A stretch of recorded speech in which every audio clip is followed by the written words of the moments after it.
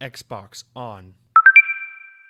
Welcome to Xbox On, a podcast with one host about one console, the Xbox One. I'm said host, Jesse DeRosa, and on today's episode, we'll be talking about the latest Xbox news for the week of October 8th, 2020, including ZeniMax Online Studios are hard at work on a new game and engine. Phil Spencer talks 8K Xbox gaming and xCloud on console. This podcast's audience seems to be very nostalgic for Crystal Pepsi, and more.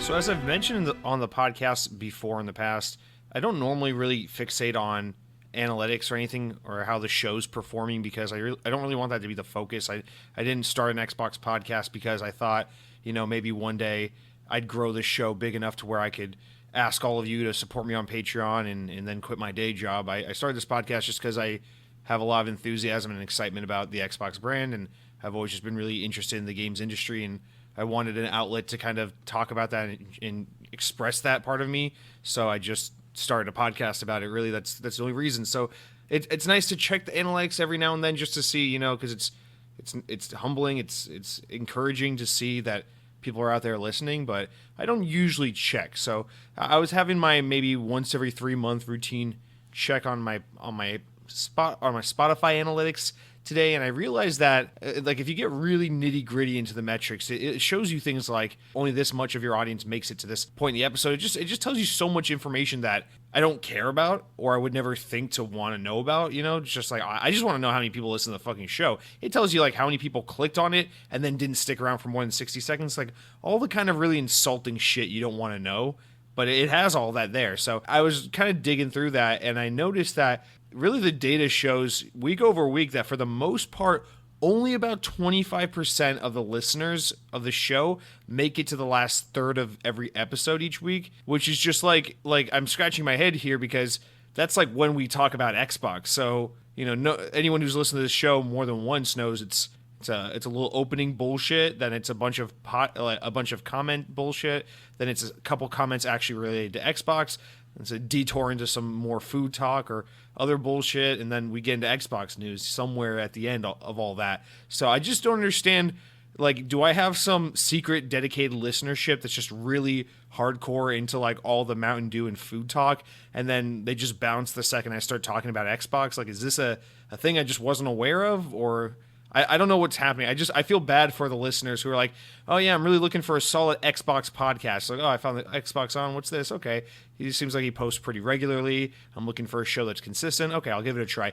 Play, and they listen to 50 to 75% of me just talking about Mountain Dew and IHOP versus Denny's for all this time. And then they're just like, yeah, that's a pretty good show. I'm going to stop right there. It looks like he's about to start talking about Halo Infinite or Xbox Series X or some shit. I don't need to hear about that. That's enough Xbox podcast for a day. I think I'm good with this guy's show.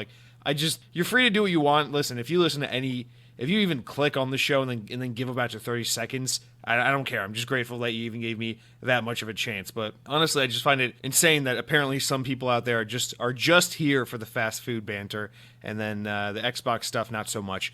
But nonetheless, that's just something I wanted to share with you guys. Now, another thing before we jump into our comments this week, as we really near, and I've been thinking about this on and off a lot lately, actually. Just we're nearing the very tail end of the Xbox One generation. And I know this generation isn't as much of a hard cutoff as before because Microsoft is transitioning to this whole as long as your hardware is powerful enough to play the games that people are making, you can technically play any Xbox you want. So I know it's not you can't play new games on your Xbox One X or whatever you have. You gotta, it kind of, there's a more fluid nature here, but it's still, for the most of us, especially for the Xbox enthusiasts, there is kind of a hard cutoff because, you gotta think if you're a hardcore Xbox fan, you're not thinking so much about hanging on to your day one Xbox One when the Series X comes out. You're thinking of upgrading. So in a lot of ways, and just in terms of the industry itself and the talk of the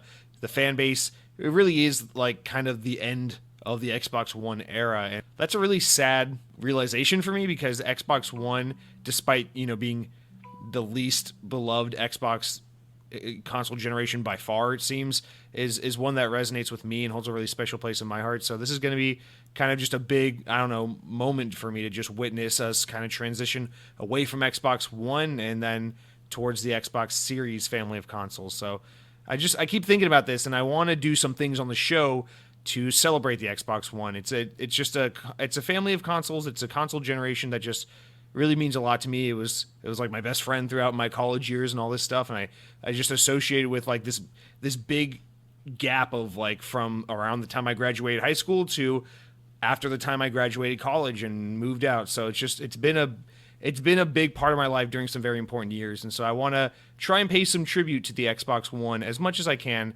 as we head into these final, what is it, like 5 weeks before the Xbox Series X comes out.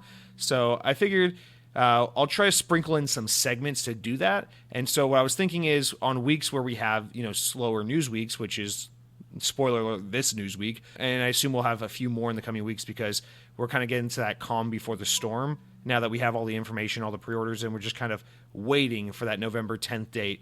So I assume we'll have a few more slow weeks ahead of us, and what I'd like to do is sprinkle in some segments or some kind of fun audience involved topics about Xbox One. And so let me quit being vague. So here's the first one I have. It's nothing too creative. You probably heard this kind of thing on a million podcasts before.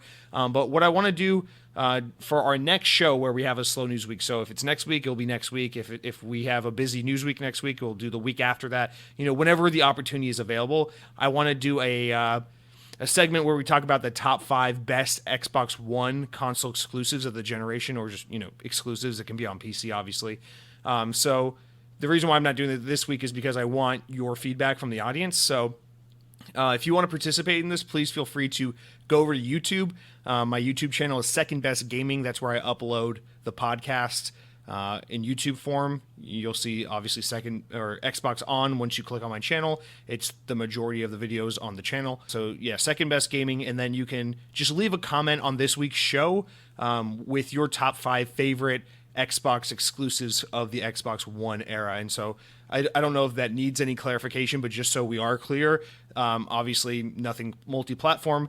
So if it's something like Call of Duty, that doesn't count. That's a game that you can buy on PlayStation. If it's something like Quantum Break, which is also on PC, but it's console exclusive to Xbox, obviously that counts. That's an Xbox exclusive. And if it's something that's kind of in a gray area, if it's something kind of like in a gray area, like Rise of the Tomb Raider, which was a timed exclusive on Xbox, but then eventually made its way to PlayStation, that does not count either. So I'm talking about, obviously like your Halos, your Gears of Wars, your Sunset Overdrives, those kinds of games. So if you want to participate, compile your top 5, rank them, with 1 being the best and 5 being really great but not the best, and just leave a comment, and then next time we have a slow news week, we'll do that segment. I'll include mine, and I'll read some of yours, and we can kind of just reminisce and go over some of the really awesome games that came out over this past generation that were particularly exclusive to or relegated to the Xbox ecosystem. So I think that'll be a lot of fun, and it'll be a nice little trip down memory lane as we prepare to send off our little Xbox Ones that tried so hard to hold our attention, to captivate us and excite us, but ultimately got drowned out in the noise of people just constantly shitting on Xbox, because that's a lot of what happened this past generation. But from my experience and from my perspective, that wasn't at least how I experienced Xbox these past 7 years or so since 2013. I've enjoyed the hell out of Xbox this past generation, and I want to celebrate that in some way. So that's what we'll do next time we can. Like I said, it might be next week, it might be the week after that. Just depends whenever we have another slow news week. So with that said, let's jump into our comments of the week, guys. Of course, as always, I've got it kind of structured here. We'll get into some Xbox-related questions, but first we got to sift through some bullshit. So our first comment here comes from EA's King117, who writes in and says, "I don't know the difference between Coke and Pepsi. Please clarify." I went back and forth on whether or not I was going to include this question. I couldn't tell if it was a joke or not. But actually, even if you aren't joking, even if this is, I don't care if you're dead serious or if this is a joke, we're just going to include it anyway, because I'm not here to berate you, okay? Like, calm down. I'm not mad at you. I'm not gonna kick you off the podcast, but all you need to know about the difference between Coke and Pepsi is they're both products that lead to diabetes. One is diabetes that's worth it, and the other is Coca-Cola. And there's a time and place for both of them, but Pepsi is superior in every way, shape, or form. And much in the way that people feel a need to identify with a console brand like Xbox or PlayStation, this is mine, the other one sucks. I think people feel a similar way about soda brands. And so Coke or Pepsi is very much an analog to Xbox versus PlayStation. So I'm not saying that you can't like both or you can't have a personal favorite and respect someone else if they like the opposite of the one you like. But I am saying that Pepsi is Xbox and Coke is PlayStation. So if you tell me you like Coke better than PlayStation, you're a pony and you love Last of Us Part 2 and you're going to get canceled and exposed, and I'm probably going to write a letter home to your mother. She'll probably spank you, disown you, and then that's just that. So make sure you align with Pepsi. I don't know if that clarifies what these are. I don't really care. Just know that the answer is Pepsi. Now, our next comment here comes from Badass Lord Tipsy, who says, crystal clear Pepsi. And then there's a heart emoji. I concur. Our next comment here comes from Grant Mundy, who says, hey, it's Geezy Jeezy. I changed my name. Thank God. Now I don't have to feel so bad about butchering it. You say, just to confirm, Pepsi destroys Coke. There's no discussion needed. Here's a question for the next podcast. Which of the new games coming out around the Xbox Series X launch are you going to play first? Keep well. Thanks for writing in, Grant. This is a loaded question, or this is a multifaceted question, unrelated. These are multiple questions, I guess is what I'm trying to say. I'm just making a statement. You wrote in with multiple statements, questions, things to read on the air, and let's address the most important one here. You talk about Pepsi absolutely destroys Coke. I got to be honest with you guys, and we got another comment about Pepsi after this one before we're done with the soda questions, but my heart is full and warmed just knowing that for whatever, I mean, maybe the mass audience prefers Coke, but of the people who chose to write into the show, it seems like an overwhelming majority of you guys prefer Pepsi and Pepsi products to Coke and Coke products, which is really shocking to me, actually, because maybe this is just because I'm from Atlanta, Georgia, home of Coca-Cola, but my whole life it's always seemed like it's like an 80-20 thing where 80% of people are hardcore, fuck you, Coca-Cola or die. So I'm not used to people being like, oh yeah, I agree with that. Pepsi's pretty good. And so this is surprising to me to see how many people are coming out in defense of Pepsi and to back up my claim that Pepsi's better than Coke. So I appreciate that comment. And I don't know, I'd say destroys Coke. Again, there's a time and place for Coke. I can enjoy a nice Coca-Cola, but I'm just not going to go out of my way for Coke the way I would a Pepsi. But yeah, I agree with you, and I appreciate you writing in there. Now, here's what you say. You say, here's the question for the podcast. Which of the new games coming out around the Series X launch will you play first? So I think someone wrote in with this recently, and I answered it, or I tried to answer it, but this is kind of a hard one for me to really address because obviously the big bummer, if you even want to call it that, is that Halo Infinite was delayed. And now that we're kind of far removed from the announcement of that delay, I'm not bummed out at all because there's just so much shit to play this fall as there is every fall that I'll take some extra time, between now and Halo Infinite. One, because it gives me more time to just enjoy Halo 5 as the mainstay Halo before that inevitably just gets squashed and neglected as a result of no longer being the most current, recent Halo game. But also because there's just a bunch of other shit I want to play. And if there's a new Halo game on the market, it's going to dominate so much of my attention that everything else is going to get pushed to the wayside. And I'm really excited about playing games like Yakuza Like a Dragon and Cyberpunk 2077 and the like that. I'm excited that now there's more time for me to spread my attention to these various holiday releases as opposed to just being 100% all in Halo Infinite, fuck everything else. So with that said, I mean, obviously Cyberpunk and Yakuza are two games I'm looking forward to. This is maybe a controversial thing to say. I don't think I mentioned this last time, but fuck it, I'm just going to speak my mind. As of this moment, and it changes from day to day, but as of this moment, my most anticipated fall release is actually Spider-Man Miles Morales on PlayStation. Now, I'm not buying a PS5 at launch. I have no interest in doing that. I'm going to do what I did with the PS4 and wait a couple of years till I can get it, cheaper or till there's a slim model that doesn't take up all the space on my entertainment system center. But I'm really very much looking forward to Spider-Man Miles Morales. I think it looks great. I loved the Spider-Man universe that Insomniac built. As you may know, Insomniac's one of my all-time favorite game developers. So anytime they're working on something new, I'm excited. And unfortunately, now that they are Sony owned, well, fortunate for the team at Insomniac is that's a great that's a great job security and a lot of money that they came into becoming part of the Sony family. Unfortunately for us, that means no more Sunset Overdrive, no more possibility of more Insomniac games coming to Xbox.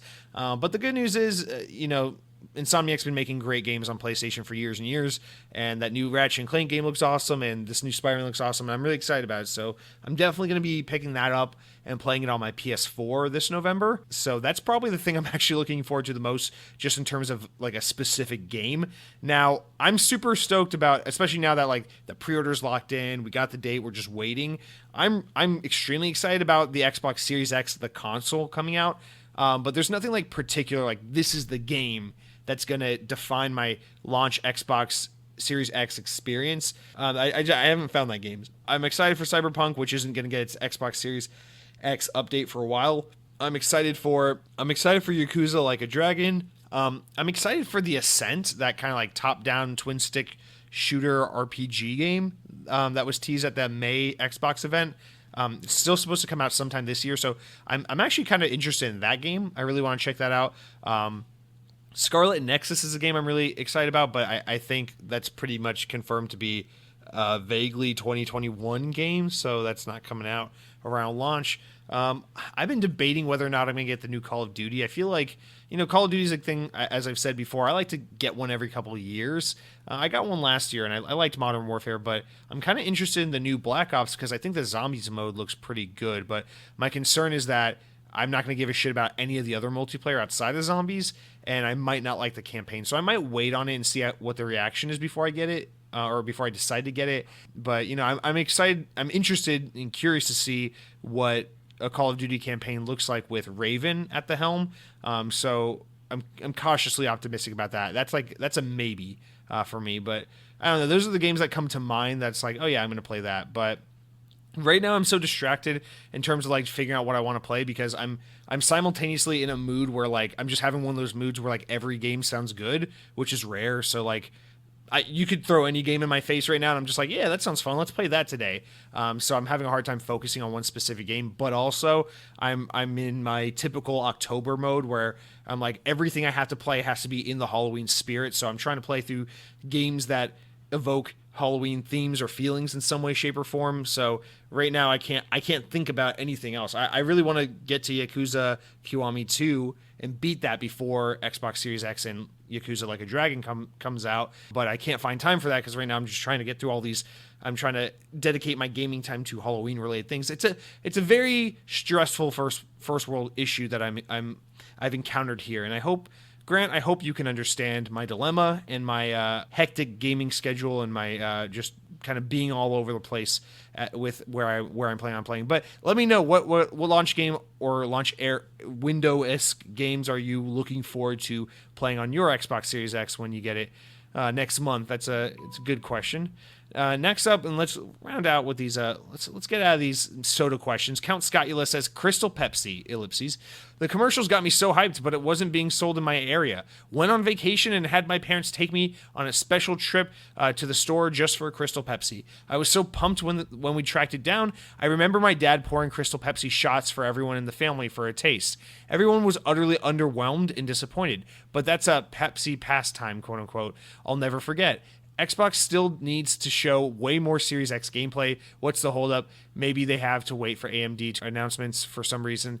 This one is a head scratcher for me. So two obviously very different points being made here, but I appreciate that anecdote. I really love stories like that because as I shared with my Mountain Dew Livewire story the other week about, whenever I travel to Florida, having to get a Mountain Dew Livewire because we didn't have them back home in Georgia. And your story reminds me of a similar thing, and that's a common problem with Pepsi. Is they're very region specific with a lot of special flavors, where they're like, yeah, we're just gonna really favor people who live in this part of the country and give them this new limited edition flavor, and then people who live in this part of the country can go and suck an egg, and that's a very Pepsi thing to do. So I relate to that feeling of like, oh shit, I want to try this new flavor, but I can't get it anywhere in my area, and that kind of anxiety. But I think that makes it even more special, where it's like, oh, you went out of town, you were in a new place, kind of having a new trip, having that experience of a vacation or a trip or whatever.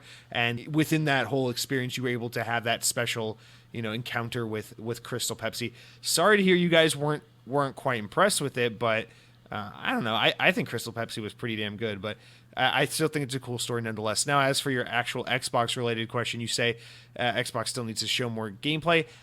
I don't know, man. I don't know what there is to show with gameplay. This is the weird thing, is like, I was really apprehensive about whether or not Microsoft had the big guns this holiday with the Series X. It seemed like they had everything so locked down and in place with how they're going to market this thing, how they're going to get people pumped about it, and how they're going to use this new console launch cycle as a way to get people like hyped on Xbox again. And it's like the second Halo Infinite got delayed, I'm like, now they're missing the key component. And I've kind of like retreaded some of that thinking and come to the conclusion that I don't know if you can have an absurdly successful console launch without having games to support your new hardware. But I think Xbox is about to answer that question, if it's a question that's on your mind. If there's any doubt as to whether or not someone can win audiences over and have a super successful out the gate like new hardware generation launch, without really talking about specific games for that hardware, or without having a killer app, I think Microsoft's about to find out the answer to that, because we're not getting Halo Infinite this holiday season, which is so funny, but we are, oh my god, shut up phone. But we are getting the console, and everyone seems super hyped on Xbox. I think, in fact, I mean, if just anecdotal internet conversation is anything to go off of, it seems like the tides are even like turning a little bit in Xbox's favor. Now, I'm still very confident that PlayStation 5 is going to kick Xbox's ass in terms of console sales this generation, but I think it's going to be a much more fair and even fight this go around. At least in terms of like game circles, it just seems like people are a lot less hard on Xbox right now and a lot more optimistic about this upcoming generation, and that's really exciting. So I don't know. I guess it sounds like I'm getting away from your question, and I am a little bit, but I guess what I'm trying to say is, without really showing gameplay, they've still got people super pumped about this console and eating it out of the palm of their hands. And I think one thing they're doing right now that's kind of more important than gameplay, because there is no Halo Infinite, there is no specific killer app, I think, is that the fact that they're giving the box out to all these media people and influencers and everything you keep seeing on the internet. Pretty much anyone in the Xbox community has an Xbox Series X in their possession now. So I think that's almost a more important thing, is especially in this age of like influencers and people just, taking YouTuber and bloggers' words for it more than the direct source or like traditional media. I think that goes a long way in hyping people for hardware, is saying, having these YouTubers be like, oh, look, we got the new Xbox Series X, look how fast it is, look how awesome these features are. And I think that's getting people a lot more hyped about the console than the actual games. And I mean, we can go down this conversation topic forever with my whole theory about, as Xbox moves out of the traditional console generation mindset and moves more into this fluid system of Xbox is Xbox, every version of every console plays the same games, some play it better than others, and you can kind of fluidly jump between platforms, whether it's streaming, PC, different versions of Xbox hardware, whatever. You can enjoy our games. This is just our platform. So again, if you think of Xbox Series X and S more so as like a graphics card coming out and less of like a new generation of console gaming coming out, then I think it stands to reason more that we don't have to fixate so much on your new exclusive games, and we can focus more on just like, hey, you're going to play whatever games you're going to play anyway. We're trying to sell you on a new piece of hardware to play these games, especially, where we live in a time where we live in this world of games as a service, where like there are fewer people who are like, I just play all the new shit as it comes out. And there are more people who are like, I just play Minecraft, I just play Fortnite, I just play Battle Royale this or that, I just play Destiny. These kinds of people, they don't need to be sold on a new game so much as they need to be sold on like, wow, this is the new platform with the new fast loading and the new performance specs that I really, really like, and it's going to run the games I already play way better. And I think for a lot of people, that's the system seller. So I agree. I'd like to see more gameplay. I don't know what the holdup is. Maybe there is something to your AMD announcements things. I wouldn't know. But I don't know. I think for the most part, especially as we close in on the launch, when you compare to like Sony's just relatively quiet approach to PS5, I think Microsoft is really killing it with the lead up to launch on the Series X. They're just really hammering down on like, hey, this thing's awesome. It's powerful. It's fast. Don't believe us? Here's a copy of it for everyone you trust. They'll tell you for themselves. And I think they're just being really talkative and hypey about all the right things. So, I mean, we'll see. If the console ends up being not super exciting, we'll know because we'll get it in our hands and we'll be like, oh, Microsoft overhyped us and this is a huge letdown. Maybe that's the case. I don't think so. But yeah, I mean, this is I don't know. I think especially without Halo in the picture, there's no real reason to focus on a specific game. There's more reason to focus on specific features like smart delivery and quick resume and things like that. And I think that's why we see the focus on those features rather than specific games. But I don't know. Let's jump into a couple questions we have here about our Denny's versus IHOP. Now, last week I asked you guys, where do you stand? Are you a Denny's person or an IHOP person? And we got some really thoughtful responses, so I just wanted to read through a couple of them. Thank you guys so much for writing in about this. You know, these are the kinds of things I care about much more than the Xbox. So starting out, we got Mr. Sarugi1 who comments in and says, thanks for the shout out, man. It's surreal hearing my comments being spoken about on the podcast, and I love the reminiscing about the good old days of Pepsi. Also, I hope your neck/back pain is getting better. Nothing worse than having to deal with that crap. Thank you, Sarugi. What a great guy. I always love reading your comments, so I appreciate you writing in and participating in the show. But you get into the meat of the topic here. You say, Denny's isn't in Australia. It was back in the early 80s, but the company that owned it shifted focus to other avenues, so it was shuttered and sold. IHOP is still here, but certainly not in the same capacity as it is in the States. So it's IHOP for me. I mean, it's a house of pancakes. What's not to love, right? So, you know, that last statement there, it's a house of pancakes, what's not to love, reminds me of, you know, OG Xbox On listeners might remember there was a debate in the early Xbox On days about waffles versus pancakes. And that was a conversation that seemed to go on. It seemed like it went on for well over a month. That was a very long conversation that people were very much heated about, the waffles versus pancakes debate. I don't know if that was like early 2020 or sometime last fall, but it's been a while. But that was a big point of contention for a while before there ever was a tacos versus burritos argument or anything like that to be had. So nice little callback. I don't know if that was intentional, but that did remind me of that old argument or that old discussion that was had for just a very long period of time. But anyway, I don't know. I appreciate this comment just because it's really interesting to know that kind of stuff. I'm weird. I find things like that interesting. But I'm sorry to hear that you no longer have access to Denny's being in Australia. I would like to say you're always welcome to come here if you need your Grand Slam fix. I'm sorry that you're limited to just IHOP, but I'm glad that you are satisfied with IHOP. I'm glad that you still have access to IHOP, even if it is less prevalent than it is here in the U.S. But I appreciate you writing in. I tried to look it up to see if Denny's or IHOP were international brands, and I didn't see anything from like Wikipedia on either of those brands. So I'm glad you wrote that in because I was kind of convinced that they were both maybe just like North America brands and that's it. But glad to know that both of these diner chains have further more international reach than I suspected, so that more people either were or currently are able to appreciate and enjoy these the wonderful diner options that both of these brands have. Now, OG Man comes in and weighs in and says, also, I'm offended you didn't give us Waffle House as an option to IHOP and Denny's. Someone cancel this man's podcast. Okay, well, first of all, if you want to cancel the podcast, fine by me. In fact, I just want everyone to know we're going to cancel Xbox On right now, and it's going to be OG Man's problem. It's his fault. If you take issue with this, go after him, not me. He's the one who called for the cancellation. I'm just doing as I'm told. So there we go. Show's over, canceled, goodbye. 70 episodes down the drain. Thanks for your support. All right, and we're back with the reboot of Xbox On, the podcast with one host about one console, the Xbox On. I want to jump in with our first episode of the reboot podcast, reading a comment from Mr. OG Man who says, I'm also offended you didn't give us Waffle House as an option to IHOP or Denny's.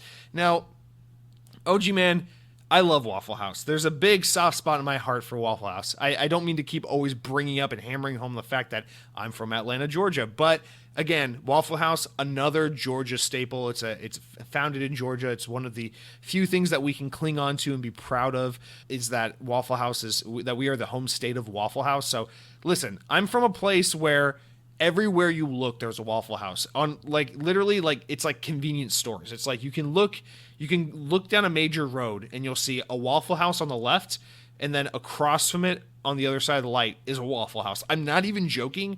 Where I grew up near like the high school that a lot of my friends went to, there was a road where there was there was a Waffle House on one side of the road, and then on the other side of the road down like 100 yards, there's another fucking Waffle House. Like literally like not even like maybe a quarter mile apart from each other, just two Waffle Houses. It's like more egregious than the way you see Starbucks everywhere, more egregious than the way you see like particular brands of convenience stores placed everywhere. This is worse than like here where I live now in Florida, like we got 7-Eleven on every fucking corner. Back home in Georgia, that was Waffle House. It was just everywhere. So yes, I'm very familiar with Waffle House. I've had a lot of experiences with Waffle House, but from my understanding, Waffle House is a very Southeast United States specific thing, and I didn't want to ostracize too much of the audience. So I picked some more like at least nationally recognized brands, and that's why we went with just IHOP and Denny's. My understanding is that Waffle House has been expanding quite dramatically over the past 10, 20 years, but I wasn't certain that many people would know Waffle House. Also, I think Waffle House is kind of in a different league, or you know, it's kind of different from IHOP and Denny's. IHOP and Denny's are like super chain, like medium-sized restaurants that have like a very like kind of commercial appeal, whereas there's something with Waffle House that like, yes, it is corporate and it's chained and it's everywhere and it's ubiquitous, especially here in the Southeast, but it doesn't have that like clean corporate restaurant kind of thing to it that IHOP and Denny's has. Waffle House seems more like something like, I don't know, some dude just parked a trailer one time and hung up a U-Haul sign and then wrote Waffle House over it and was like, yeah, this is a restaurant now, you know? It's just like over time this guy's trailer became a diner or something. I don't know. There's just something about Waffle House where it's so distinctively like shitty and low quality and like crappy that it's kind of in its own like category of like probably gives you AIDS just for eating there kind of tier of diner. And I don't mean that to insult Waffle House. I love Waffle House. Listen to me. I've been to plenty of rock concerts in my life that ended with a nice meal at Waffle House at 1 a.m. So like, I mean no disrespect to Waffle House. It's not really the same thing. I understand that you can go to Waffle House and get similar items. You can get waffles and eggs and bacon and breakfast food and sandwiches. And if you really hate yourself, you can even get a steak there, which I don't recommend. But, you know, at the end of the day, IHOP, Waffle House, you know, IHOP's where you go to eat a meal where the server appears like a nice, clean, friendly person who wants to make sure you have a great meal and then sneaks out to the back to have a smoke.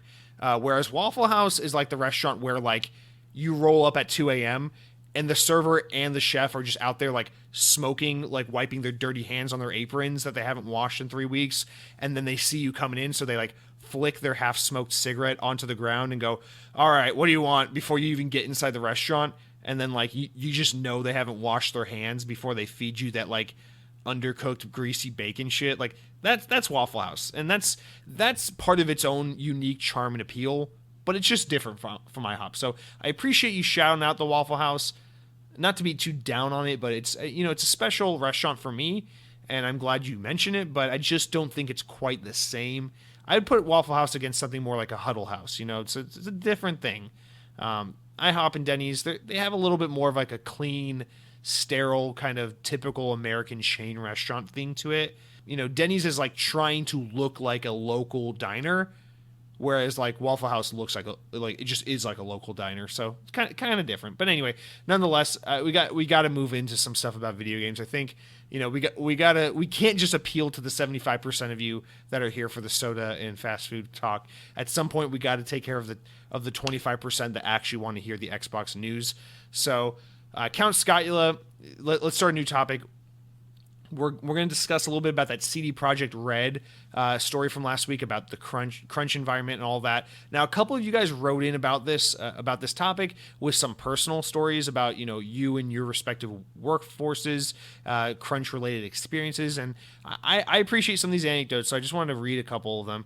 So Count Scotula says, "So I'm a web/SaaS developer. I don't speak nerd. You say I've been writing code professionally for over a decade. I have crunch before every major release of the cloud service I work on. I've worked on every type of project: websites, apps, small games, cloud services, enterprise software, etc. It's not a big deal. It's a couple of times a year, and I have to work 60 to 80 hour work weeks. The rest of the time, I have ultra flexible hours, awesome office perks and benefits, and get to be in a fun work environment. My best work comes in during crunch hours, and that final release is always sweet and satisfying. Some projects are mishandled, and the crunch goes on way too long, but in general, a month of crunch on a multi-year project is just the way it works. Sorry for all the comments. Lots of good stuff this week. I appreciate that comment actually a lot, Skyla, because I think that kind of succinctly wraps up exactly what I was trying to get conveyed last week when I was just ranting on and on about what a non-issue this crunch thing is for CD Projekt Red. And I was actually listening to another podcast. I told you guys how I'm a huge fan of Colin Moriarty and his Sacred Symbols PlayStation podcast, which this show is actually largely inspired by, or at least the format of it is. And he was kind of just going on and on about it. And he did some like back end work, and he found basically like the median income for like the average Polish dweller is something like $6,000 US dollars, basically, when you count in like everything from like the farmer to like the techie guy, whatever, and was basically just talking about how like the guys at CD Projekt Red just make so much fucking money, and that these bonuses and things like sometimes are upwards of $50,000-$60,000, and it's just when you really take into account like the way these developers who work at CD Projekt Red are being compensated versus what they're being tasked with, which is like 5 or 6 extra Saturdays of work before the game comes out. It's just like not even remotely an issue. Like this is people who are like glad for the most part glad to get these crunch days and crunch hours like put in an effort to get this project out the door and into the hands of the consumer. So I appreciate your anecdote, because it reminds me a lot of what Colin was saying, and then just in general what the point I was trying to make last week, and just saying that like I think if it's a project that you as a worker are invested in, you're probably happy to get this crunch in because you want to see your work pay off. You want to see the project finish. Like this isn't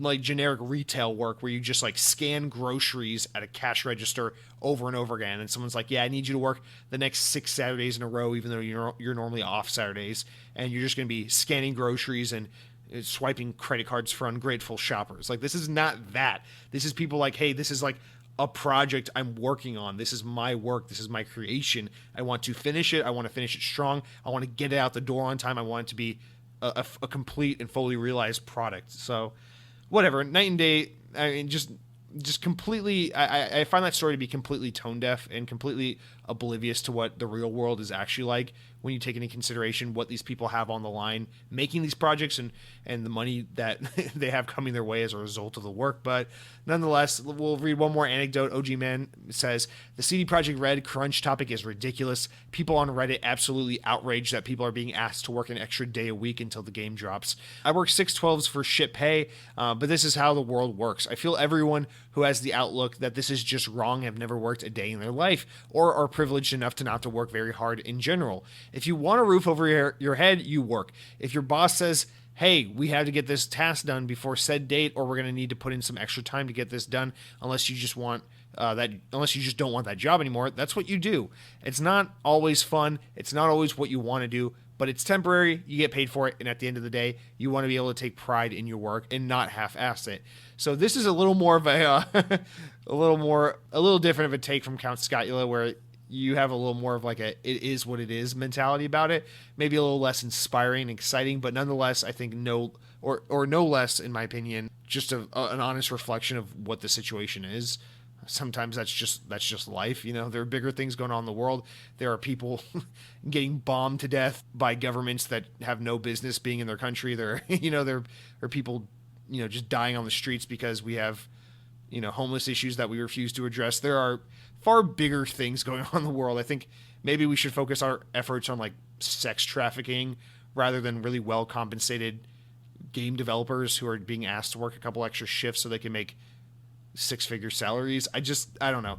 It just seems it falls on very deaf ears when you're someone who works an average job, when you're like a average middle-class hardworking person who earns your own income and pays your bills and supports yourself or maybe a family, and you think about the work you put in to live a decent life, and you compare that to the work these developers put in to get to do the job of a lifetime and get to make a project as exciting as Cyberpunk, for CD Projekt Red, to get to make a game from the team that made The Witcher 3.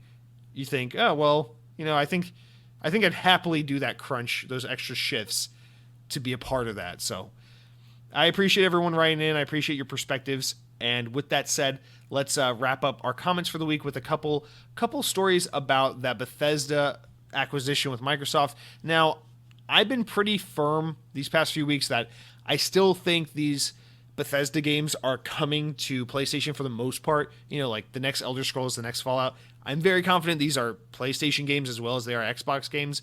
But a lot of you seem to really be in opposition to that point, which is totally fine. But I just wanted to read some comments kind of opposing my point of view, as I like having a diverse array of opinions. I think that's very important to represent different opinions, and I think that's the truest form of diversity is just people with different perspectives. So with that said, we got a first-time writer here, Rizzo Ronnie, who says, "Hey man, I really enjoy the podcast. It's a fun show, and it sounds like you enjoy it." I do enjoy it. Thank you very much for commenting. You say, "I just had to jump into your comments because I thought you had an awful take on that Xbox Bethesda deal. Listen, I understand your reasoning, but I think you should also have to think, why would they acquire Bethesda? It's not just to make money off other platforms. They want the exclusives for Game Pass. That's where the money is. Allowing PlayStation players to play these upcoming games on the systems doesn't get people subscribed to Game Pass. I think it's all about selling the subscriptions. Anyways, man, I enjoy the show and listen to you every week. Keep doing what you're doing. Thanks." See, Rizzo Ronnie, I think you make a salient point, but like the way I see it is like take what you're saying and then take it the next logical step forward. Think about it like this. If you're someone who's like really participating in the console war, not you, but like this hypothetical you, this royal you, I guess.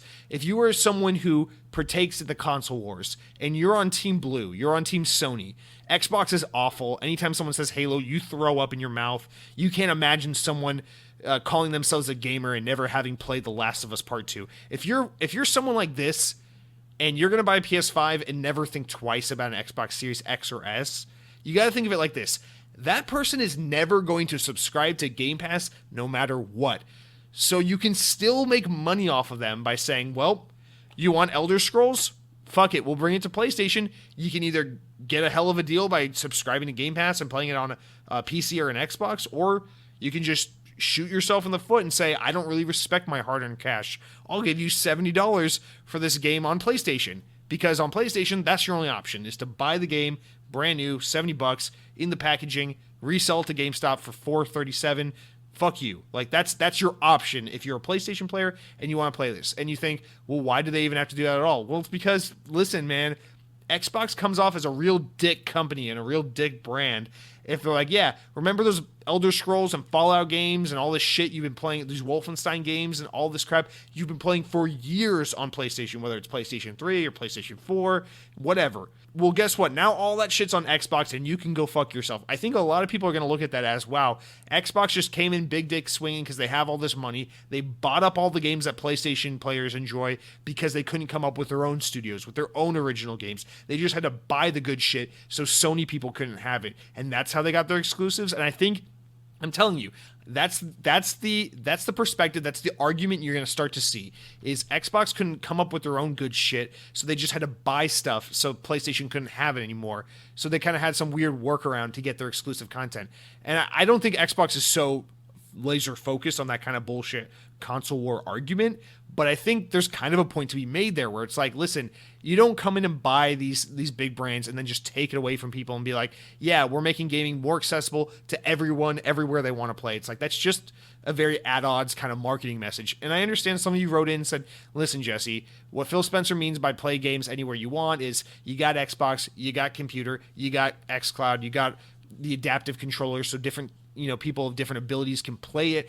So it really is opening the door up to everyone. You just got to play in Microsoft's ecosystem. But again, I'm telling you, when you make a purchase of $7.5 billion for Bethesda, you want your fucking money back. So you're going to find those people like Mr. Joe Schmo who's like, yeah, I hate myself so much, I'm willing to give Bethesda and Xbox $70 for Elder Scrolls 9 Skyrim 4 Edition, but I'm not willing to pay $15 for a month so I can just subscribe to Xbox Game Pass and play it, for next to nothing, along with a billion other amazing games. That kind of person is a lost customer, so you might as well just make money off them anyway and justify your $7.5 billion that way. And again, all you're doing is strengthening your brand. If someone goes, why would I spend $70 for the new Fallout game when it's just free on Xbox PC and cloud gaming, right? Microsoft goes, yeah, why would you? Just subscribe to our service. So I think in that way, it's kind of like politely twisting the arm of the consumer anyway by saying like, yeah, if you want to be an idiot and spend $70 on this game, you can, but here's Game Pass. It's your decision whether or not you want it or not. I think that's a really good way to be like, to make these games exclusive while not making them exclusive, if that makes sense, right? Like, again, it's like, how is a Bethesda game exclusive to Xbox if it's on PlayStation? Well, because only on Xbox do you have Game Pass. Only on Xbox is everything just there, free, day and date, whatever, it's yours, because Xbox. On PlayStation, you can still get it. We're not going to take that away from you, but you can just be an idiot and pay $70.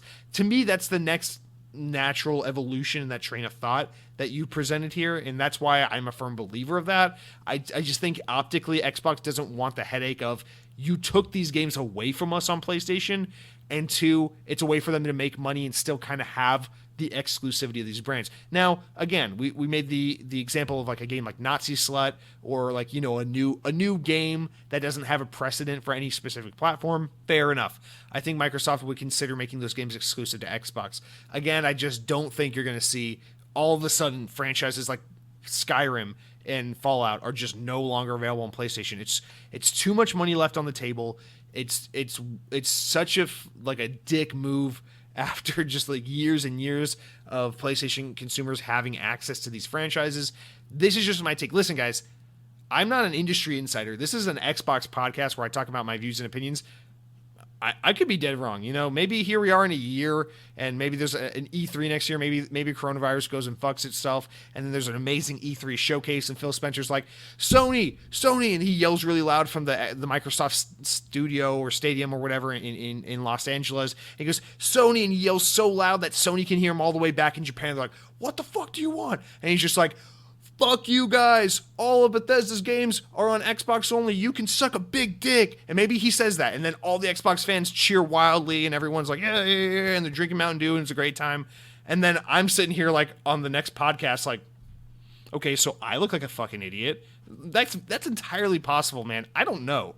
This is just my hunch. This is just me studying how Microsoft makes decisions. Over the years and years I've been following this stuff as an outsider looking in. This is just my intuition. This is just my conjecture.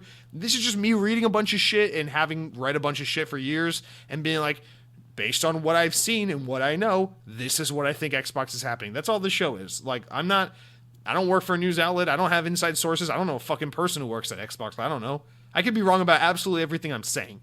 Maybe the Xbox Series X isn't even a console. Maybe it's just maybe it really is a refrigerator. And then we can actually merge the idea of Mountain Dew and Xbox really together. We can fully realize this, because I don't fucking know anything I'm talking about. But again, this is what I think.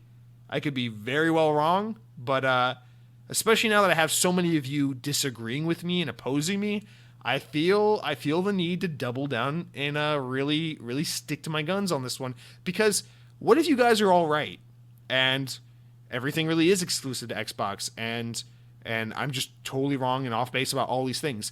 Well, guess what? That's awesome. You guys are allowed to be right and I'm allowed to be wrong. That's totally fine. But what if I'm right because I doubled down and I was just a stingy, stubborn ass about this, and then all of you guys are wrong? Then you're going to look so fucking stupid, man. I'm just saying. Lethal Migraine, you come in, you got a long one here, but I'm just going to read some of it because I'll just skim through it real quick because we're running low on time here for comments. You say, Jesse, bottom line, Xbox owns ZeniMax. Xbox gets ZeniMax. If you want to play ZeniMax games, buy an Xbox. The Series X is only $300.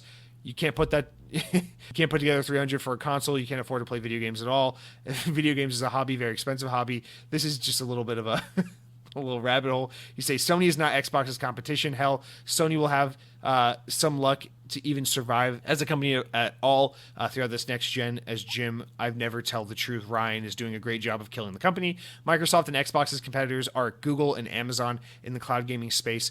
Console market is flat and it's not growing. It'll likely never grow again. Microsoft is looking at big picture and planning for the future and owning cloud gaming space before Amazon and Google and Tencent can make large impacts. Is exactly what ZeniMax deal was for. Console sales don't matter. So let me just say, you're absolutely right.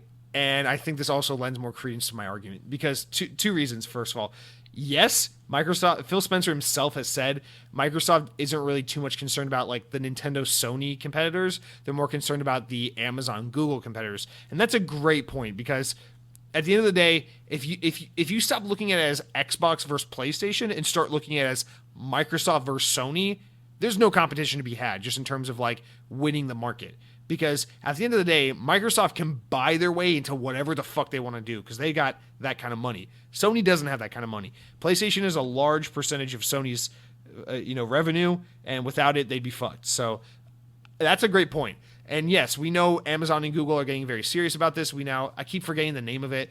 I think it's Luna is the cloud streaming thing that Amazon finally revealed. It's their kind of Google Stadia, Project xCloud competitor. And Google Stadia, as we know, has been a total fucking failure that will likely just get abandoned like everything Google does. That isn't Google, the search engine, or Android, the phone operating system. So I don't fucking know about this, guys.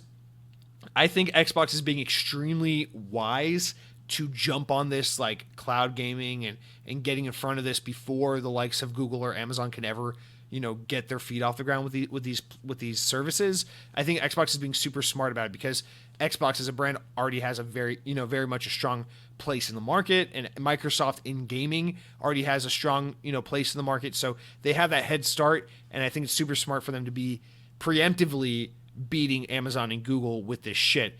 But again, the thing is, if Google and Amazon want to take this to the nth degree, they can be Microsoft's worst fucking nightmare when it comes to gaming and cloud gaming and things like this.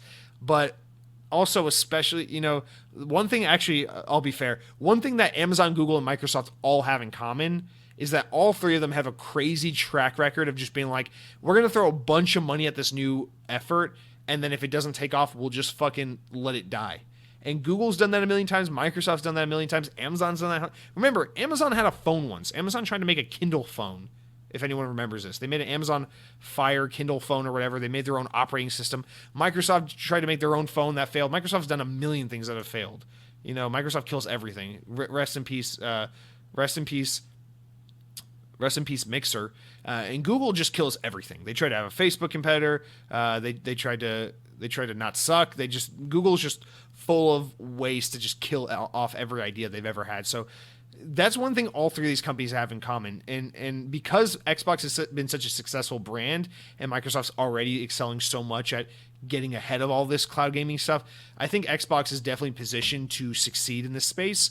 I think Google has already failed with Stadia, and now they could try to, correct the course and double down these things. But knowing Google, I wouldn't be surprised if they just pull the plug on Stadia within a year. And then Amazon, it can go either way. Amazon loves investing money in shit. If it works, it works. If it doesn't, it doesn't. So the difference. So while Amazon and Google win because they have money, Sony wins because they already have a place in the market.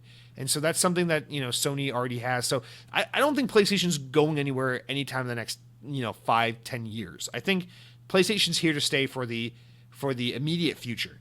I think long run, you're totally right that the issue is, versus Amazon and Google. But if it is true that PlayStation, isn't long for this world, or that Sony is completely fucked once Amazon and Google start getting more aggressive about cloud gaming, then doesn't that give Microsoft all the more reason to just be like, sure, we'll put our games on PlayStation because we'll make money off of it today, and then when PlayStation is a gone and lost brand in 5-10 years because Sony can't keep up, then we'll say, see ya, fuckers, at least we made money off of you while you were around. So again, that just gives Xbox and Microsoft more reason to just put these games on PlayStation, because again, what do you care what the optics are from the gamer's perspective today if this competitor isn't even a threat to begin with, and if this competitor might not even survive to see tomorrow? So I think that's a great reason for them to piggyback off their current success and make money off that now, knowing that this isn't a threat to them in the long run. So I don't know. I think if anything, you just kind of strengthened my point as to why they would take PlayStation serious for the immediate future. But nonetheless, we've really gone on way too long with these comments. So Tenali Maya wrote a miscellaneous comment that I'm just going to run through real quick, because Tenali likes having his lengthy comments, and if you don't read them, he gets a little grumpy, and I don't want to upset the baby. So we're just gonna breeze through this one real quick. We got: once upon a time, in social media space far, far away, lived a man, but a quarter century old, who possessed an innate ability to inspire vicinity in others and in turn make them feel young again. For much like the lordless men of Old English poetry who scoured the earth looking for a leader to give their aimless lives some meaning, boomers searched every YouTube channel to find a king to help shape their perspectives. And we found him, or so we thought. At first, Jesse DeRosa was a young, fast-talking ball of energy who battled an excited stutter at every phrase because his fever for all things Xbox. We loved him for that. We loved him before he could tell us what he was playing. He had to tell us what he was eating. Even for those 2 weeks when all he consumed was crusty leftover pizza at work. You remembered. But the strain of 2020 has overcome our leader, who, riddled with an arthritic pain, now wears a travel pillow around his neck, only to wax poetic about 20-year-old soda products and dated Sonic the Hedgehog titles.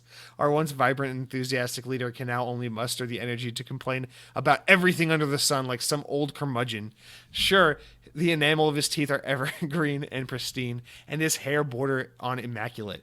But what good does that bring us when our king has neglected his attitude to become one of a common bellyacher? Farewell, young king with old man's rage. We bid you adieu. Prince with an old queen's disdain, we thank you for the service and hope to remember you fondly someday.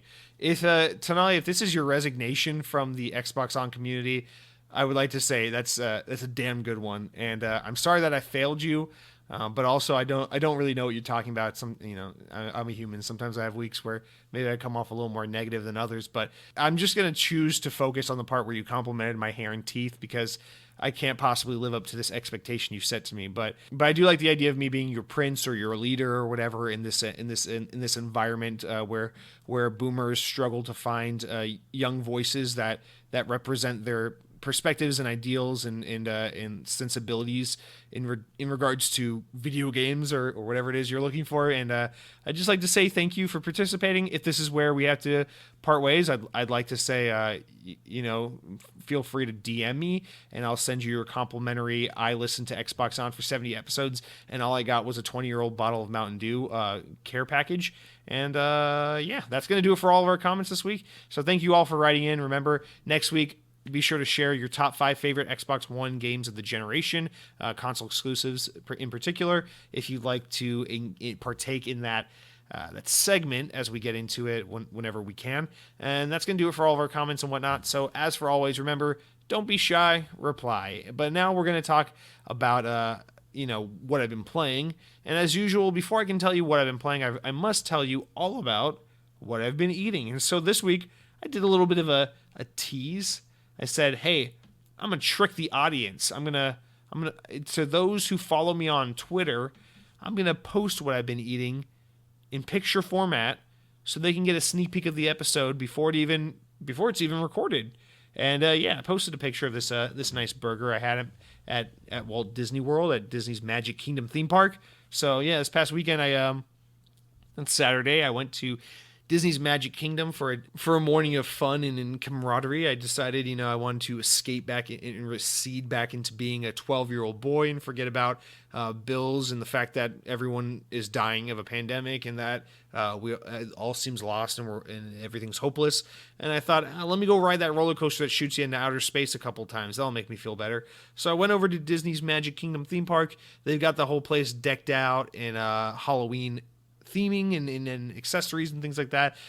So I came to take that in and look around and just enjoy the sights and to try some festive Halloween treats. I went to Joffrey's, which is a wonderful local coffee company from here in Tampa, not here, but from Tampa, Florida, Central Florida. But they are the official coffee partner of the Walt Disney Company. So at Disney World, you can get Joffrey's coffee throughout the parks. And so they're doing this pumpkin latte for the fall season over at the Joffrey's coffee stand. So I decided to get one of those. I had a nice coffee, coffee latte, cafe latte, as Kramer from Seinfeld may have put it, and it was wonderful. I just sat there. I read my book on my Surface Duo.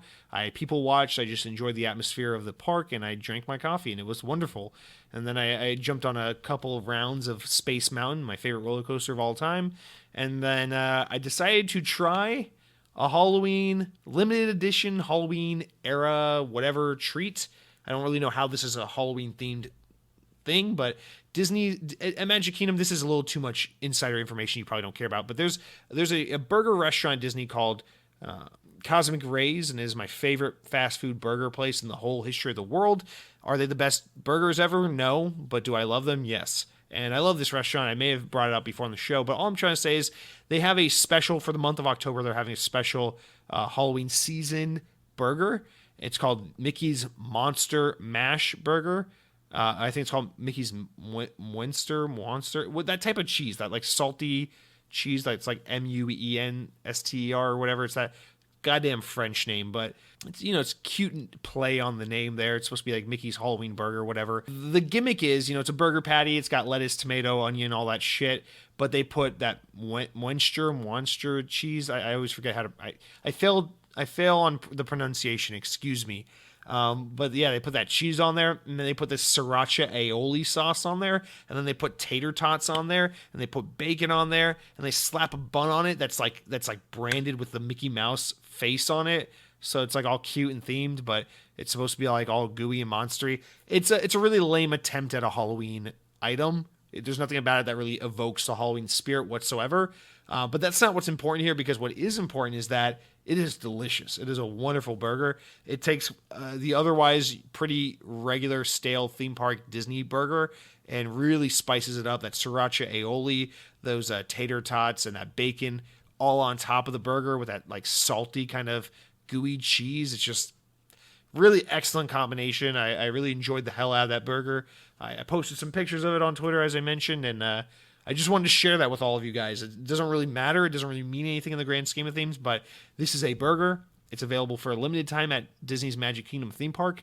I ate it, and it was delicious. So that's what I've been eating. But if you're listening to this podcast because you're part of that 25% that cares about Xbox and not food and drink, then let me tell you what I've been playing. And I've been on as I alluded to at the top of the show, I've been on a big kick here for like Halloween stuff. I'm trying to play Halloween games. I'm trying to get in the spirit. I told you guys I played that Man of Medan the other week, and that was really good. And I had this weird like urge to like go on Minecraft and be like, let's see if there's like user created content that's Halloween themed. And I forgot that I bought the Halloween mashup pack in Minecraft like a year or two ago. And so I was like, oh, let me play that. And so I played that, and that was really cool. And I was like, Minecraft is a game I almost never play because I have no desire to be creative and build shit. But I always forget that Minecraft's like a game where like other people make shit and you can explore their content. So I was like, let me do some of that. And then I fell down this rabbit hole of like just playing Minecraft like a fucking 5-year-old. And I played so much of it. And I found this role-playing server where like you're like a kid in high school and Minecraft, and I was taking classes, and I was doing dungeon crawls, and I was learning like shop class, and I did a driver's ed class, and I did a fucking farming class. I was there in Minecraft. I have a persona in Minecraft that is currently enrolled in high school. I'm doing it all over again, you guys. It's crazy. I'm here. I'm in high school. I'm I'm retrying everything. I'm getting involved in the extracurriculars I wish I had partaken in back when I was in actual high school. I'm getting my grades up. I'm learning how to drive. I think the girls are into me. There's a girl I have a crush on. We're gonna see how that goes. It's just it's really cool, kind of rediscovering myself and having another swing at high school and the high school experience. So that's something that's happening right now in the world of Minecraft. But more important than that, I got really into like looking for Halloween related content on Minecraft. And so there's this like Halloween pack that came out a year or two ago, made by this company called Everbloom Games, who makes like games in Minecraft. And they had this Halloween game called Haunted Park, which is like, I downloaded this expecting to be like, oh, this will be 30 minutes of amusement. But guys, I got to be honest, Haunted Park is like the coolest thing. It's like the story content in Minecraft. There's voice acting in it. Like you go to this whole theme park that they built out that's all like Halloween themed, and there's this guy who runs the park, and he gives you these instructions, and there's these 5 unique attractions. There's one that's like a dark ride, and it's like this like smiler, like twisted, like fucked up mental psychotic patient, and there's like this hay ride that's like a haunted hay ride, and then there's this one where you go down to the mines and like shoot the zombies, and there's this one that's like a haunted core maze where you have to find all of these globes or spheres or whatever before like the Slenderman looking fucker can catch you and kill you. And then there's like the haunted mansion, or then there's like the haunted house attraction, which is the main attraction, which is like an actual haunted house they built in Minecraft, and it's so fucking cool. And like just all the detail and the theming, the world building in this is really impressive. And like I said, there's voice acting in every attraction, and they've kind of connected the attractions together where there's like an overarching story that ties in the whole universe they built here. Really, really cool stuff. If you're interested in checking out, it's called the Haunted Park. I believe it's like $5 to download off the Minecraft Marketplace or whatever. But if you're looking for something to get some like fun, like light spirited Halloween, themed shit into your life, I highly recommend this. It's very much worth the $5 or $6, and it was a great use of 3 hours. I spent like 3 hours really exploring the hell out of this DLC pack or whatever you want to call it, and I really enjoyed it. So I've been playing that. I played a little bit of Minecraft Dungeons while I was at it because I just kind of got in the Minecraft mood. I've been meaning to mention this. I keep forgetting to say I've been playing on my Switch. I know this isn't an Xbox, but I'm playing my Switch a little bit on the side here. I got that Mario 3D collection that I was bitching about. I downloaded it because Mario Galaxy is just my favorite game of all time, so I got to replay that shit. So I've been working my way through Mario Galaxy again. I stand by it. That's still my favorite game of all time. Just, man, like the music in that game is incredible. The visuals are just so beautiful. Like Mario Galaxy is just such a special game. And if you've never played it, you like, come on, man. Like it's just you don't need to buy a Switch for it. You can go buy a Wii and play it. I don't care how you play it, but Mario Galaxy is an experience that every gamer deserves to have. It's just such a special game, and I stand by it all these years later. It's really just one of my absolute favorite games, even 13 years later. Just so good. So I've been playing through that, and then I'm excited to get into Sunshine a little bit whenever I'm done with Galaxy. And then lastly, you would say the best for last, I've been playing some Doom Eternal now that it's on Game Pass. I said it back when the game first came out. This is either going to be a $20 game by the holidays or it's going to Game Pass. So I'm going to wait on it, and I'm glad I did because guess what? Microsoft was like, yeah, I'll buy that and put it on Game Pass immediately. And I'm glad I did. I'm glad I waited because Doom Eternal is on Game Pass, and that's how I'm playing it, and I didn't have to spend money. Now, Doom Eternal, here are my first thoughts. I'm only like 3 levels in, but right off the bat, I will say this. Doom Eternal, somehow, despite not looking that different from like just trailers and stuff, is like night and day different from 2016 Doom. I cannot believe how different it feels, despite, relatively looking the same. But man, the game is so different. They add just so much more shit into it that should be extremely overwhelming and confusing, but somehow is just so fluid and fits so well. The action feels so good. The levels are so cool. The death animations are awesome. The weapons are awesome. I'm really loving Doom Eternal. I'm really loving the added like traversability of it all, and just all the new mechanics and features that are added into the game. I'm having a very good time with it. Now I'm having a similar thing with this game that I had with Doom 2016, where I can only play it in like chunks. I find the levels to be just a little bit too long. Like I wish the levels were like 20 minutes each. I feel like sometimes they're like 30 to 40 minutes, and I wish they were just a little bit shorter. But the game is a lot of fun, and I have no real gripes or complaints with it so far. It's definitely grueling hard, so I just bumped it down to the easiest difficulty because I don't even want to fuck with it or master the game. So I'm just playing through it, enjoying it kind of more casually on the easiest difficulty, but I'm having a great time with it. It's a perfect Halloween game, and honestly, there's something about it where I feel like more so than Doom 2016, I feel like Doom Eternal really fully captures that feeling of like playing Doom 2 back in the day. Like when I play Doom Eternal, even though the game looks and runs and just is like a really next gen looking, experience, it also just like feels equally like playing Doom 2 like back in the day. So it's really cool in that way that it's just like so different, so advanced, and so evolved from Doom while also just being Doom at its core. So I'm really enjoying that game, and I will definitely be finishing that one up in the coming weeks. But yeah, it's such a great, bloody, gruesome, violent, action-packed game. So with that said, let's jump into some news, guys. We're done with all the top of the show stuff. We're an hour and 13 minutes in. I think we've earned ourselves the ability to get through this slow news week, and it is a very slow one, so it will be pretty quick. But with that said, we'll jump into our first story here. So our first one comes from Windows Central, and it says ZeniMax Online Studios is best known for developing the ongoing MMORPG, The Elder Scrolls Online. While this expansion is continuing to grow with expansions like Greymore, ZeniMax Online Studios is also working on a new engine and a new AAA IP. In an interview with official Xbox Magazine, as spotted by Texture Life, Matt Firer, game director of The Elder Scrolls Online, confirmed that the studio is working on a new engine and a new project, saying, yeah, not a lot of people have picked up on this, but if you look at our job site, you'll see that we are accepting applications for people to work on a new engine for a new AAA game. So yes, we have ideas, but we're not committed to ESO for as long as it takes. But we're committed to ESO for as long as it takes, end quote. Alex Tardif, lead graphics engineer at ZeniMax Online Studios, recently said on Twitter that, quote, not much to say about this project yet, but it's been so much fun creating a brand new engine. With how rare these kinds of things are nowadays, I feel fortunate to be at this studio while we invest heavily in our own technology, end quote. So this is, first things first, this is obviously something that's very early in development, so don't expect any kinds of announcements anytime soon. But this is exciting just for the sake of ZeniMax Online Studios. Now, this is a very successful studio. Elder Scrolls Online is a very successful platform.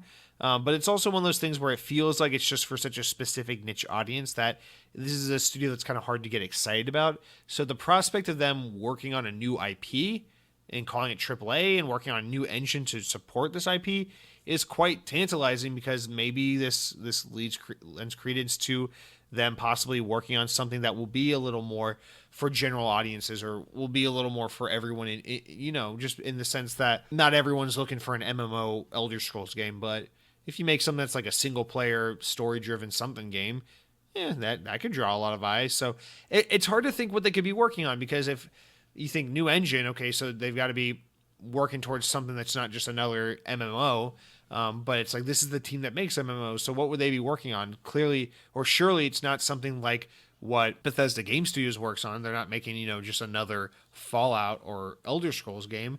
So it's hard to think, a studio like this, what could they be needing a new engine for? What could they be pivoting to make? My assumption is they're getting into something kind of totally out of left field, something totally different from what we've seen from them. Because if they need new engine technology to make this project run, whatever it may be, I mean, they must have very specific ideas in mind for whatever the kind of project they're going to be working on is, especially considering that if you're part of the ZeniMax family, you already have access to, pretty great engine technology, especially when you're neighbors with id, or when you're in the same family as id, I should say. So this is one of those ones it's hard to get like pumped about, because it's like clearly all they're saying here is like, yeah, we're working on something. See you in a billion years when we have something more to say about it. So it's it's exciting to know that there's something on the horizon, and I'll keep a keen eye out on this, but I just don't know what really to add to the story at this point, where this is clearly kind of a premature announcement. This is more of a, hey, we need people to come work at the studio. Do you know someone who's looking for a job and who's qualified to work here? And less of like a, hey, fans of the studio, just want to let you know we're working on this specific new project. So I'm excited. I'm optimistic. I'm optimistic about what's to come here. But at the same time, there's there's really nothing to read between the lines and see here. But hopefully this is something from the ZeniMax brand or canopy of studios that's going to be quite different, because you think about it, they already, everything ZeniMax owns already kind of caters to a lot of specific genres. So they do a lot of first person, they do a lot of first person open world stuff, they do a lot of questing and RPG stuff. So surely if they're working on new engine technology, they're probably getting outside that specific Bethesda related box. So I'm really curious to see what it is they're working on. Maybe this is like a Guerrilla Games example of like them going from making first person shooters like Killzone to making like third person open world games like Horizon Zero Dawn. So maybe they're going to go from making this MMORPG in the Elder Scrolls universe to making like a fucking arcade racer. Who fucking knows? But definitely be interested to see what that is as we learn more. And then our wrap-up story. Yep, we're already at the wrap-up. It's a very slow news week. Before we get to our tidbit stories, is a couple quotes from Phil Spencer. So the first one comes from IGN, where it says Xbox boss Phil Spencer has said he isn't sure if 8K resolution will ever be standard for video games, calling it an aspirational technology. Talking to Wired, Spencer said, quote, I think 8K is an aspirational technology. The display capabilities of the devices are not really there yet.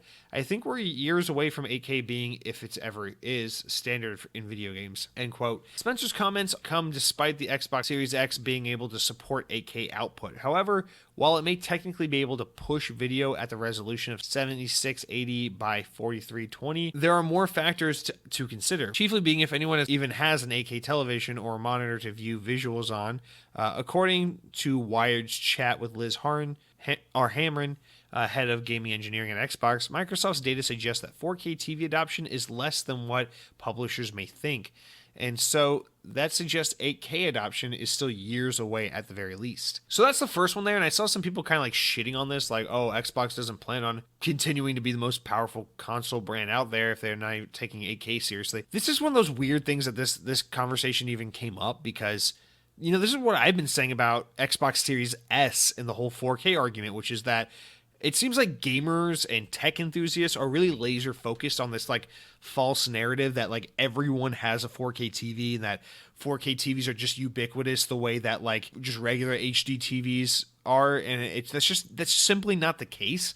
Like 4K adoption just hasn't taken the world by storm, and while yes, the majority of TVs on sale today are 4K TVs because it's just the new standard, you're not seeing people flock out and upgrade to 4K in mass like herds the way people moved from like tube TVs to like a flat screen HD TV or whatever. So it's just a different world we live in, and I think what we're seeing here is that 1080p HD is really good and it still holds up really well, and people look at a 1080p HD TV in their home and they think, wow, my TV looks really good, and then they go to a fucking Best Buy or a Target and they look at a 4K TV and they go, wow, this looks better than my TV at home, but not so much better to the point where like I feel like I'm really missing out on the experience.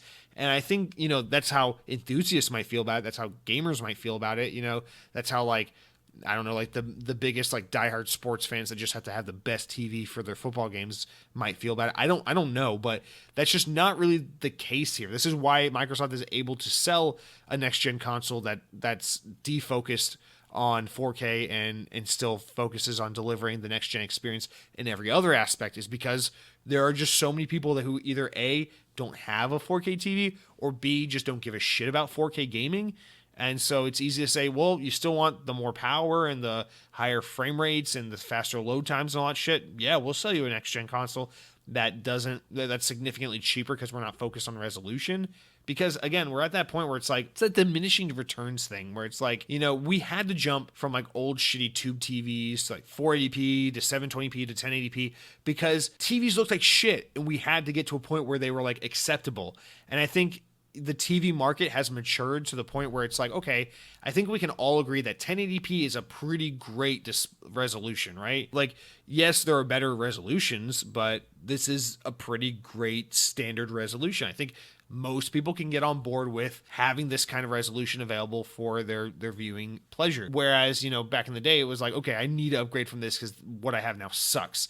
So I think this is just kind of the 4K, 8K thing is just fallen victim to that whole conversation of like, now that the market for this item has matured, we no longer see, the masses like flocking to upgrade. Kind of like with smartphones where it's like, now that smartphones are a 10 plus year old thing, or like the iPhone era of smartphone and beyond is a 10 plus year old concept now. So we see people feeling less pressure to upgrade their phone every 1 or 2 years and going, I can do it every 3 to 5 years because, my iPhone from 2017 is still pretty great.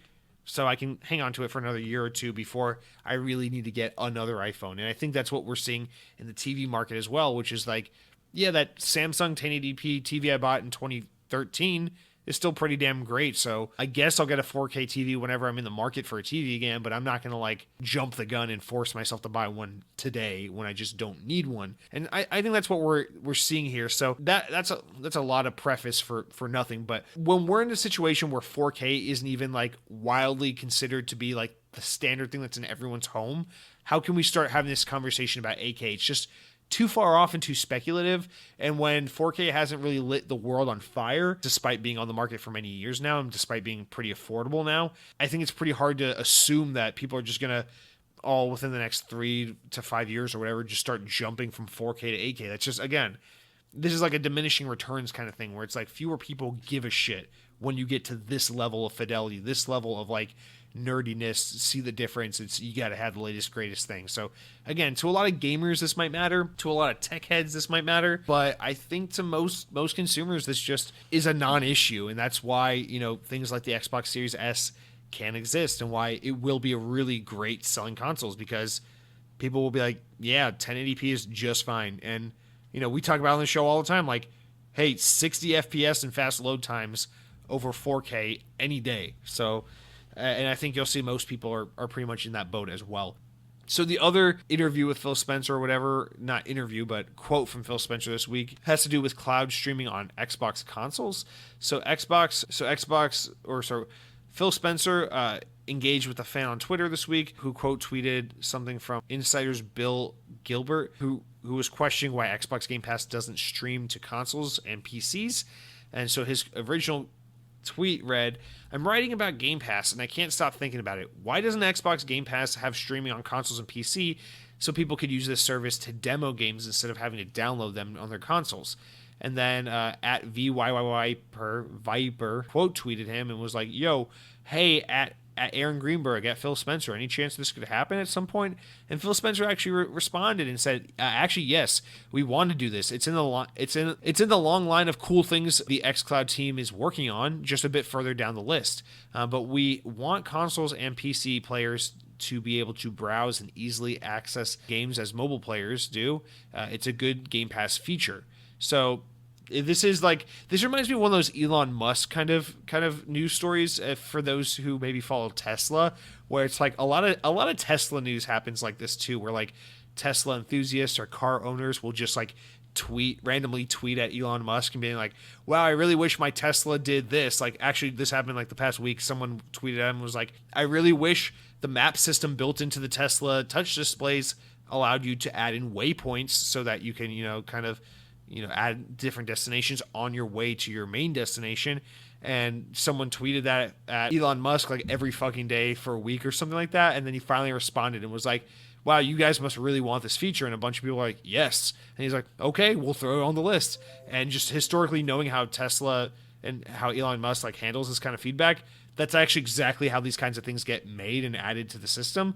And so I don't know, this quote from Phil Spencer reminds me exactly of that because it's basically him saying like, oh, you guys really care about this feature? Well, good news. It's on the way. It's going to come sometime. Like, this wasn't a formal announcement. This wasn't an Xbox wire post or an E3 announcement or anything like that. This is just Phil Spencer being like, yeah, that is a pretty cool feature. And we want that for the same reason. And it's coming. It's just on a list of other things that need to get done first. So again, there's not too much to read into there, but that's an awesome feature that I'm actually really excited to see come to Game Pass whenever it is that we get that. But I really love that idea of like, hey, there's this game that's like 70 gigabytes. I don't know if I really want to move stuff around my hard drive to try it out, but I would like to know if this game is up my alley at all. And then you can just stream it for a little bit and try it out and see if it works for you. And you're like, oh, that's pretty good. I think I'm going to download that. Also, this is just a great option for people who are like, hey, I'm tight on space on my console, and this is a game that like I don't need to have like the most high fidelity experience playing. It'd be pretty cool if I could just stream it, because I'm just going to play the game for a weekend and be done with it anyway.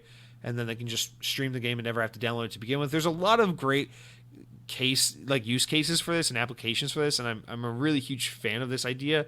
So it would be to know that it's coming is really exciting. Yeah, I love Phil Spencer's way of just being like, yeah, we're going to confirm this announcement by just replying to someone's tweet. So props to the Game Pass team or the xCloud team for thinking of this and having this on the list, and I guess we'll expect that sometime in the future. So that's really it for our news this week, guys. I'm telling you, it's like a no news week.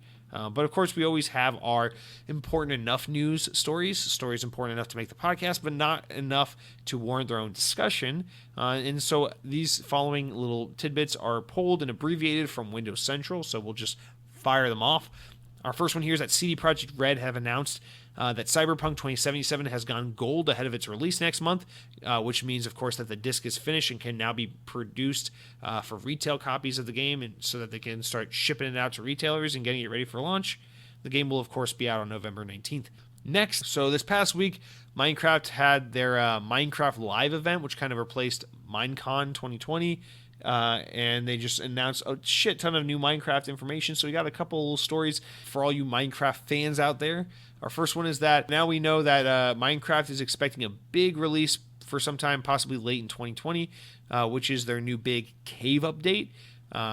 This has been a topic of conversation in the community for a long time, apparently now, but now that it's officially confirmed and revealed, the Caves and Cliffs update will be coming out probably later this year, and Mojang have confirmed that it will include the following: new generation for caves and mountains, new mobs, archaeology systems, bundled items, new ores, items, and more.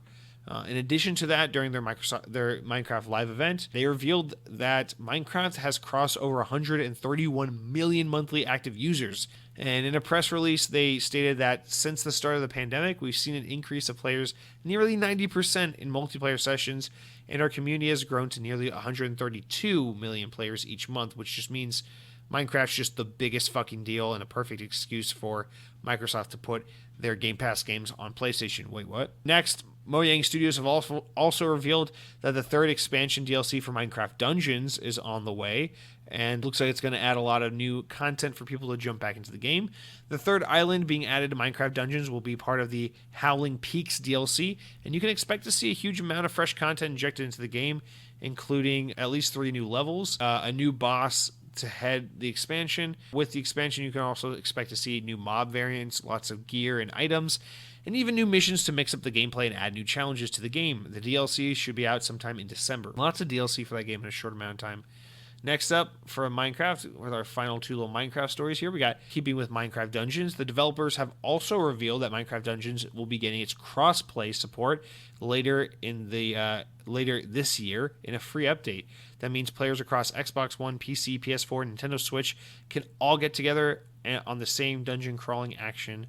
And then finally, for our Minecraft news, rounding out the Minecraft Live event. During the presentation, director Masahiro Sakurai talked in depth about what Minecraft Steve and Alex are bringing to Super Smash Bros. Ultimate, as it was announced that they are both coming to the game in the near future.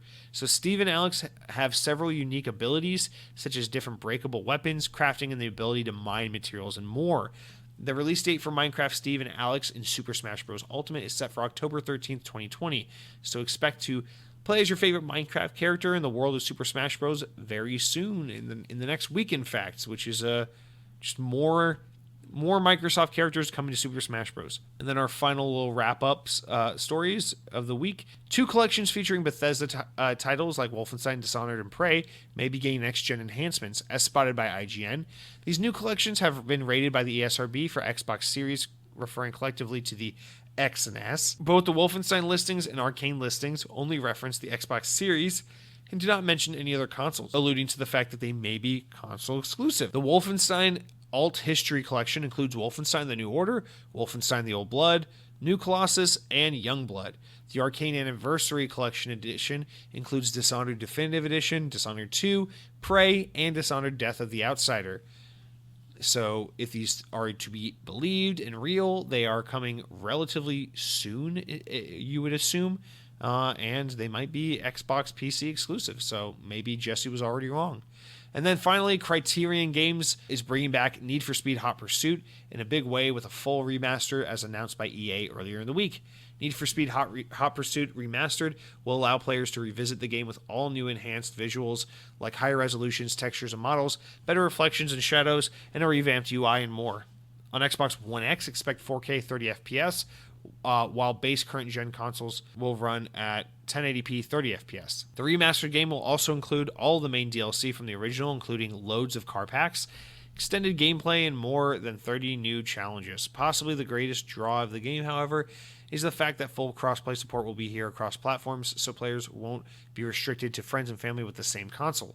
Need for Speed Hot Pursuit Remastered arrives on PC and Xbox One on November 6, 2020, just a few days before our precious Xbox Series X. And that's going to do it for all of our news this week, guys. Let's quickly jump through the new game announcements of the week from Xbox Wire. We have 15 new games hitting Xbox storefronts this week, guys. If you want to play something new, something totally poppin' and jammin', these are the games you're going to want to look for. Our first one here, and it's a good one, guys. It's Ride 4 Special Edition. This is a game where you ride a motorcycle, but the nice thing, as relayed by the screenshot here, is that in this motorcycle game, every motorcycle rider rides in an orderly fashion. If you may remember when you were young in elementary school or whatever, when you were just a youngling, maybe 7 years old, your teacher would line everybody up around the classroom, say, we're going to walk to the library, we're going to walk to the cafeteria, everybody in a single file line, please. Everyone get behind the person in front of you. We're going to be neat and orderly and count everyone and make sure no one is lost. Well, that's very much how the riders in Ride 4 like to ride. They like to ride in single file lines so that no motorcycle is cutting off another motorcycle or getting in their line of ride or ride of their direction, their path. So if you're into like not only motorcycles and like cool badass bikes, but you're also just into like really following rules and single file orderly lines, I think this is going to be a great line simulator for you, and so definitely want to check that out. It's optimized for Xbox Series X and S as well, so that's badass, dude. Super, super badass. I'm making a surfer symbol with my hand right now. Ninth Dawn 3 Shadow of Earthril is our next game. This is one of those dungeon crawling games with the pixel graphics. It's a great game. If you don't like Minecraft Dungeons, if for whatever reason Minecraft Dungeons isn't doing it for you, this is the game you're going to want to play. But I recommend Minecraft Dungeons because it's very fun. FIFA 21 is our next game. Now, this is a game about life after COVID because all these soccer players are not wearing masks and there are plenty of people in the stands. So I assume that in FIFA, COVID isn't a real thing. COVID isn't a threat because I see thousands of fans in the stadium cheering together, and the game says FIFA 21. So I'm assuming that FIFA knows something we don't know, and that next year things will go back to normal. We won't have to wear masks, and we can get all on top of each other again. So cool that we can look forward to that, and I appreciate it, FIFA, for looking into the future and figuring that out for us. Also, the game is optimized for next-gen consoles, so that's a pretty cool thing to note. Ministry of Broadcast is our next game. It's a very snowy 6-bit little indie game. But the big thing is, it's not Xbox Series X enhanced. Now, I'm actually interested. It says Ministry of Broadcast is a narrative-driven cinematic platformer with a dark hybrid of Orwell's 1984 and the shine and glamour of modern reality TV. This is interesting. Though both you and the protagonist will struggle under the weight of the dystopian regime and the subversive tactics, dutiful underlings, and deadly obstacles. I might have to check that out. Next, we got Nickelodeon Kart Racers 2 Grand Prix. Guys, Hey Arnold versus Cat Dog. Who would win in a race? This is the only way to find out. Download Nickelodeon Kart Racers 2. Arena 86 is our next game. This is like Among Us, but in 3D. Now, that one's only Xbox One X enhanced, not Series X enhanced, so fuck that game. Skate Master Tekio is next. That's a cute little little Nintendo Game and Watch looking skateboard game. Actually looks pretty cute. Might want to look into that.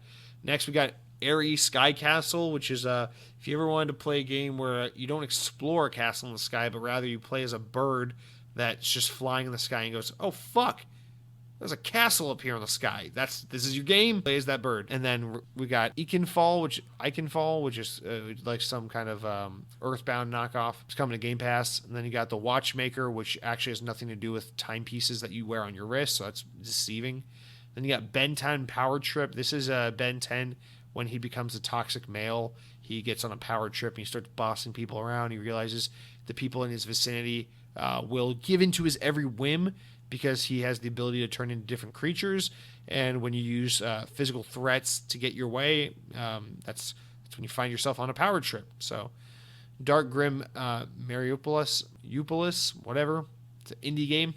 And then Smart Moves is one of those tactical games. So if you like being really still and being slow at everything in life, that's a good game for you. Street Racer Underground is coming out on October 9th. It wishes it was Need for Speed Underground, but it's just not. And then The Survivalist comes out on October 9th, which is kind of cute looking, but it also reminds me of Pokemon. So no thank you. That's going to do it for all of our new games. You guys, everything's out. Go play them. Stop listening to me. Go play these games.